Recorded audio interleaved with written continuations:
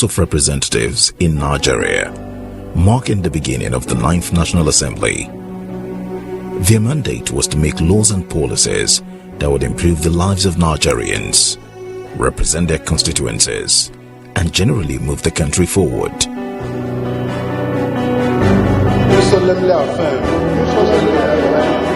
87 provides for indirect or direct primary.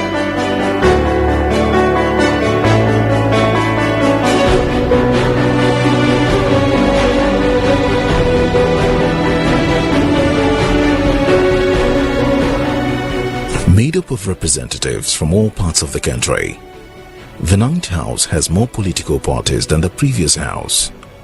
Their diversity is a reflection of the Nigerian people they represent. Their first task upon resuming in the National Assembly was to elect a Speaker. Honorable Femi Gbajabiamila.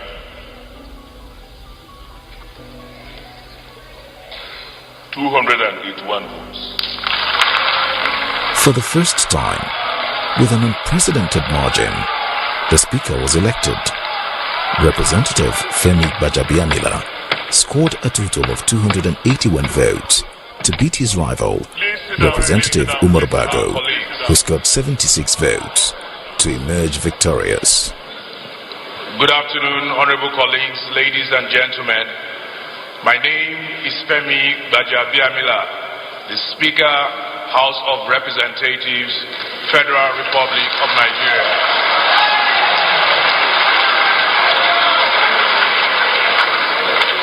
It is my honor and pleasure to address you today as the duly elected Speaker of the 9th House of Representatives. Whatever political party each one of us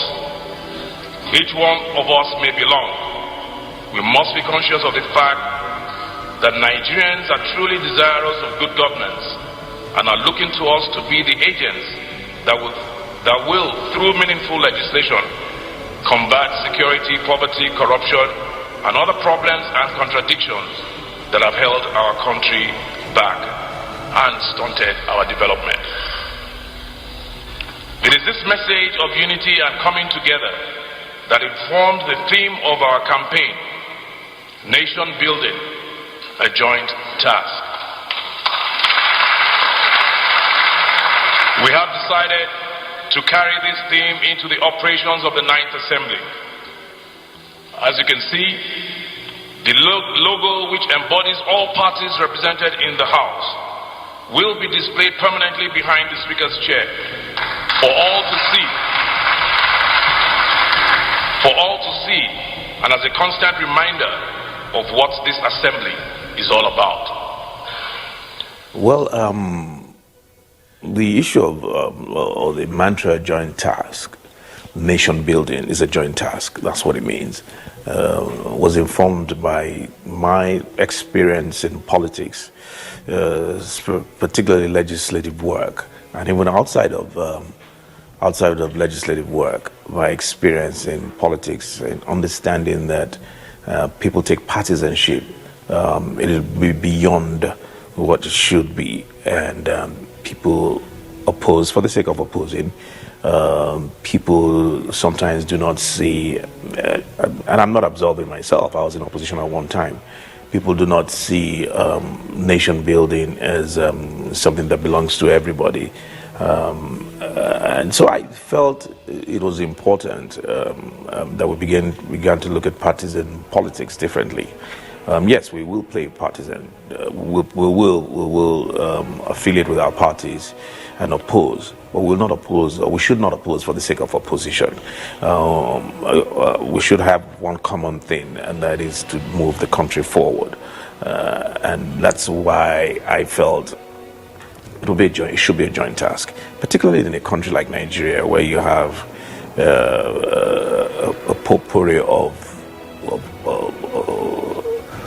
different tribes, different parties, different religions, very heterogeneous society. And if we're all going to fall to our various tribes and ethnicity or religion, then the country is not going to move forward. And so I wanted a situation where we would forget about our party sometimes, forget about where we're from sometimes, forget about our religion, and look at the common good for the country. And so that's where I came up with nation building being a joint task. And I think it has worked, mainly in the House of Representatives. It has worked. We still played our politics based on parties, but we've subdued. Many have dropped their partisan hearts at various times for the common good of the country. The new House set out to march its words with action. Within a short time, precisely on 25th July 2019, the chairmen of various standing committees of the House were appointed, and in October of the same year, the House published its legislative agenda, which is titled Our Contract with Nigerians. There are some commendable initiatives carried out by the Ninth Assembly, namely the ability of the Assembly to have a legislative agenda that roll out the framework on how the House of Representatives in particular is going to operate in the next 4 years, starting from 2019. When we came in the Ninth Assembly, of course, ab initio, there was never a time the assemblies before could pass a budget year before the year ends to enable the executive to, of course, go ahead to implement the budget. We took that decision, and of course our colleagues were very resolute, very committed, and very supportive. The laying of the budget proposal by Mr. President before the legislature for consideration and approval. When just over a year ago we gathered in this chamber to receive the budget proposal and begin the appropriation process, we made specific commitments to the Nigerian people. We promised that we would pass the budget promptly, free of the rancor that had bedeviled the process in times past, and we delivered on that promise. I do not doubt that we will exhibit the same commitment to nation building and deliver a good budget on time. With respect to the milestone that this particular assembly reached, first is to say the maintenance of the entire budget cycle, where budgets or the appropriation bill is presented by the executive sometimes between October, November, December, as the case may be. We've seen a regularity of that. And in previous national assemblies, it's always been a challenge. And so this particular assembly will try to maintain that calendar. So indeed, it's a milestone. Since the 9th House of Representatives was inaugurated, lawmakers have tackled a range of issues that are important to Nigerians, from security to education to healthcare. Lawmakers have been working to find solutions to the country's most pressing challenges. They have passed key legislation that had been pending in the Parliament for years. One such bill was the Petroleum Industry Bill, which had spent almost 2 decades in the Parliament. Another key legislation was the Deep Offshore and Inland Basin Production Sharing Contract Act, which amended the 1993 Act and ensured that Nigeria received a greater share of the revenue from offshore oil fields. Others include the Companies and Allied Matters Act, the Electoral Act Amendment Bill, and the Police Act Amendment Bill. And the big question is, do they pass all these legislations? Those legislations have been passed, although the constitutional review is yet to be concluded. They are waiting on the states, but they met those promises. Of course, these are early days of the implementation. We've seen how the Electoral Act is transforming the electoral process.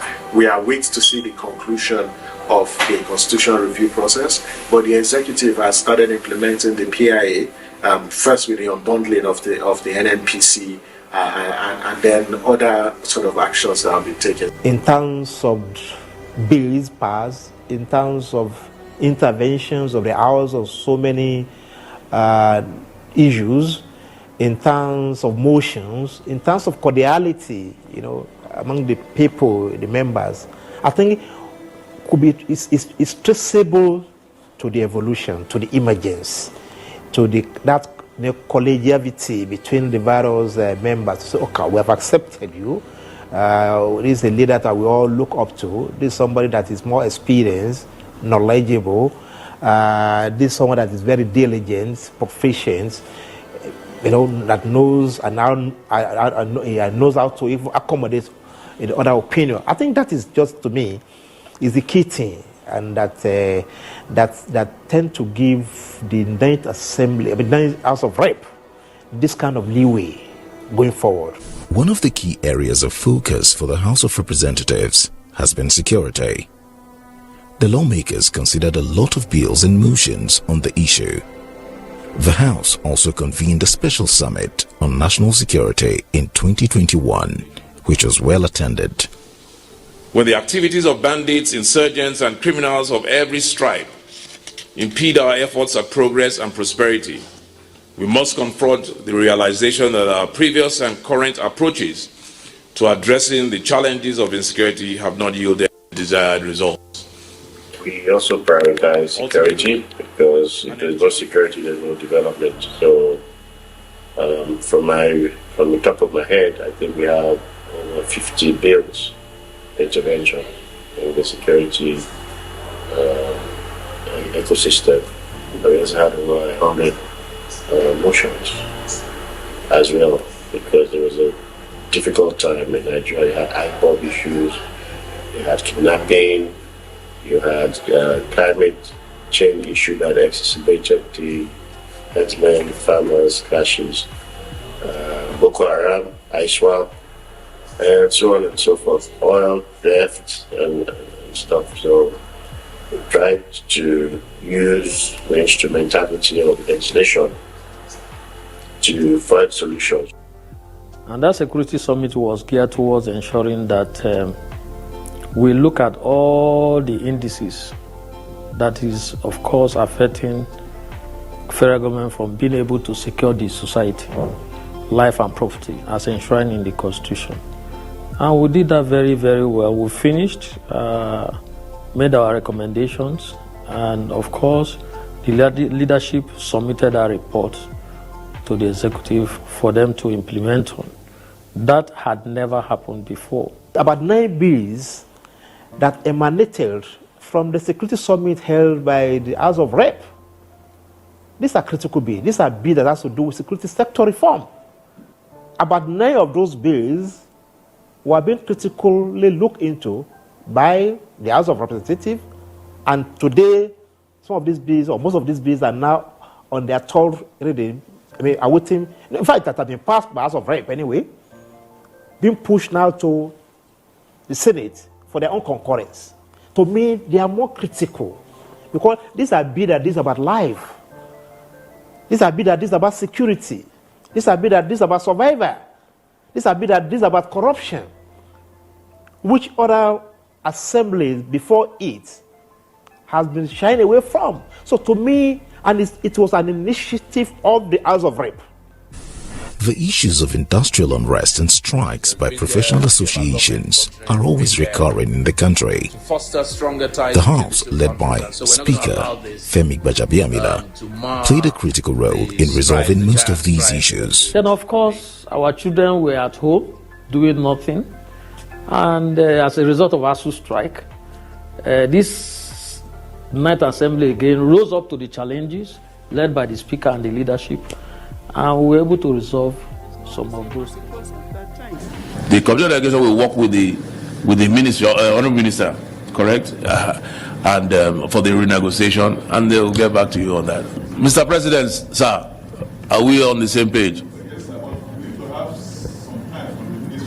They said 1 week. By this time next week, we can reconvene all the potpourri of committee members. I have to commend the Speaker, because every time there's this issue of labor, he intervenes. The truth is, you can't shut down a nation. And so I can tell you for free that I know that the labor union are very happy with him, because he brings out his time, he talks, he goes to the president, he comes out, he just intervening to make sure that people don't shut down economy. When you see Mr. Speaker, for instance, mediating the first time, the second time on ASU crisis, a crisis that lingered for 8 months, and eventually with his intervention, it was able to call off the strike. When you see him mediating on the railway, on the airway or the airline, people, the sector, or the aviation sector, so to speak, when you see him mediating on the health workers, dispute between the government and the health workers, I think it's just, to me, what ordinarily the parliament should do. So for the first time, we see an assembly or set of legislature that believe our work is not just to talk. As representatives of the people, lawmakers in the House of Representatives took their responsibilities even beyond the shores of Nigeria. They intervened during a trade dispute between Nigerian traders and Ghanaian authorities, and also intervened when Nigerians were being harassed in China and during xenophobic attacks in South Africa. And we're almost undiplomatic the way I'm talking, but it's because I am actually upset about what's going on. So, I mean, I'm not sure how you want to address this. The House went even further during the Ukraine-Russian war to help evacuate some of our citizens, especially Nigerian students studying in the two countries. What the Speaker, the House of Rep has done in the last 3.5 years is doing the right thing. And that, to me, is commendable.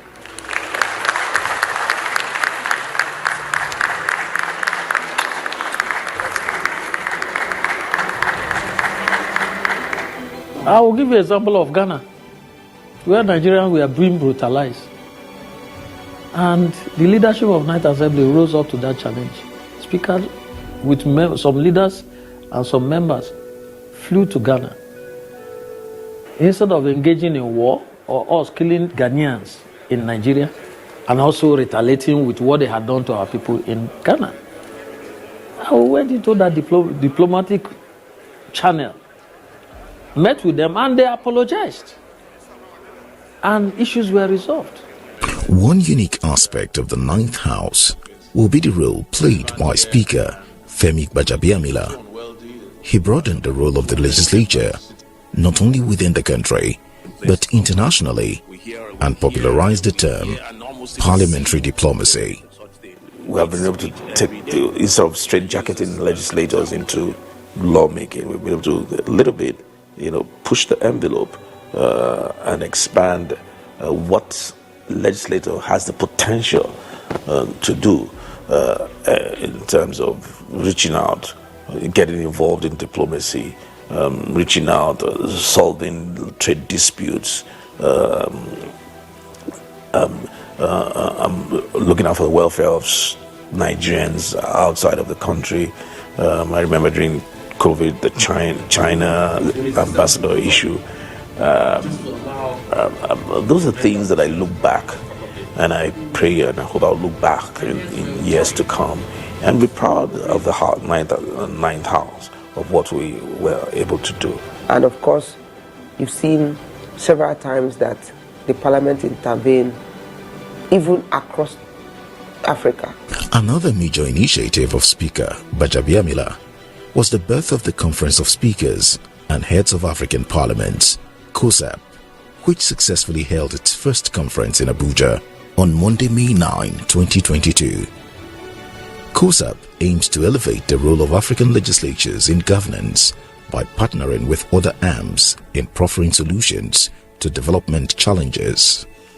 We must commend the Speaker of the House of Representatives the Right Honorable Femi Gbajabiamila of Nigeria, and other founding speakers from Ethiopia, from Ghana, from Kenya, from Rwanda, from Senegal and South Africa, for the foresight and vision that gave birth to this conference.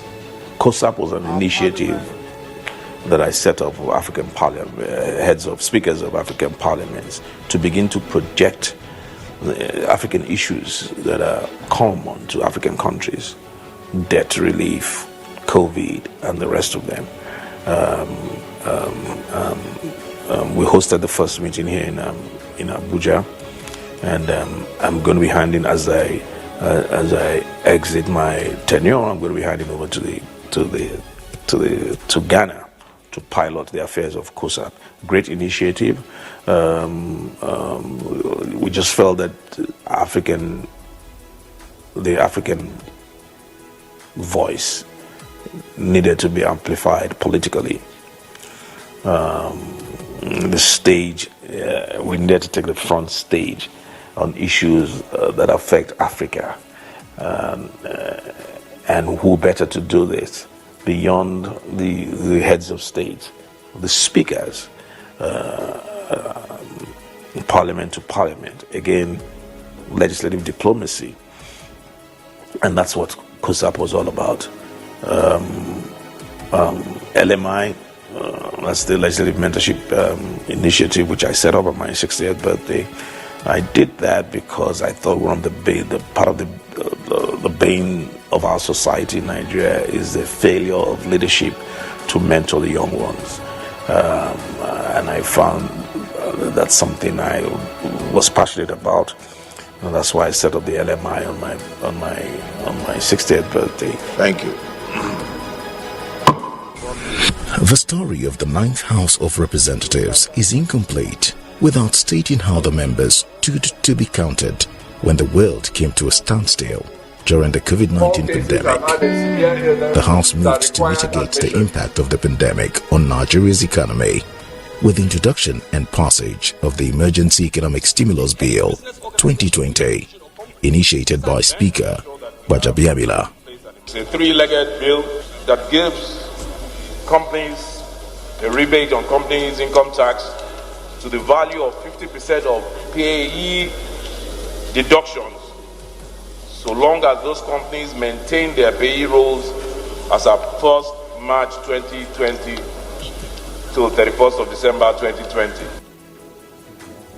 It laid the foundation the federal government eventually used to roll out a 2.3 trillion naira economic stimulus package for the nation, among other policies introduced out of collaborations between the legislature and the executive. We have a legislative agenda in this 9th House of Representatives, which we tagged our contract with Nigerians. Looking back now, I can say that we did what we should do and what we expected to do, and we didn't want the issue of the rancor between the executive and the parliament, which also helped in the passage of bills, in passage of motions, even in the passage of budget. Of course, you know that it's 9th Assembly that we reverted to December passage and execution of projects, 100%. It has never happened. Before now, maybe the only thing we used to hear about is ECOWAS Parliament. ECOWAS Parliament. Until the speaker came on board, and they said, look, the issue of international politics, interstate relation, intergovernmental relation, should not start and stop with the executive. Executive should not enjoy the monopoly of international diplomacy. And that was the message of the speaker. We have to be part of international engagement. We have to be part of international politics. And that was why when he assumed the leadership of this Commonwealth Parliamentary Union, and he was tell the union, the African wing of it, to me it was a kudos for Nigeria. And we talk of the Commonwealth, we talk of the African, we talk of the African Union's parliament, and he has dabbled into a lot of international related issues. I think for the first time we now see a parliament, House of Representatives, that now say, look, we cannot just sit down and discuss treaties. We cannot just sit down and discuss conventions and protocols. We cannot just sit down and wait till Nigerians are attacked in South Africa. We cannot just sit down till the Dubai or the UAE stop us, our airline, from coming to their country. We must be there. We must see what is going on there. We must see what is going on in the various embassies. We must see what is going on in the various high committees. We must be part of the negotiation. We must be part of the talk. We must be part of the engagement. I think this kind of multilateral, involvement, so to speak, by the Honorable Speaker, is to remind the parliamentarians that our work does not stop at national politics. We had a lot of good legislation that came to fruition because of the harmony that exists between the executive and the legislation. The House will also be remembered for passing substantial constitutional amendments, some of which grant more authority to state governments. Railway system liberalization and state-owned power generation are just two examples of laws that many people advocated for and that have now become a reality.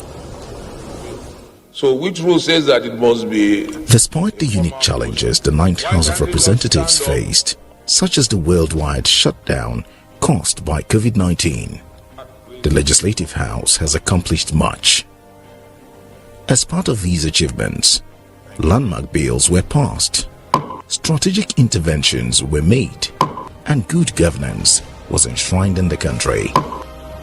As a whole, members of the Ninth House will be remembered for being part of a Legislative House that forged a new path for the nation and reminded everyone that indeed, nation building is a joint task, as espoused by Speaker Gbajabiamila in his inaugural speech.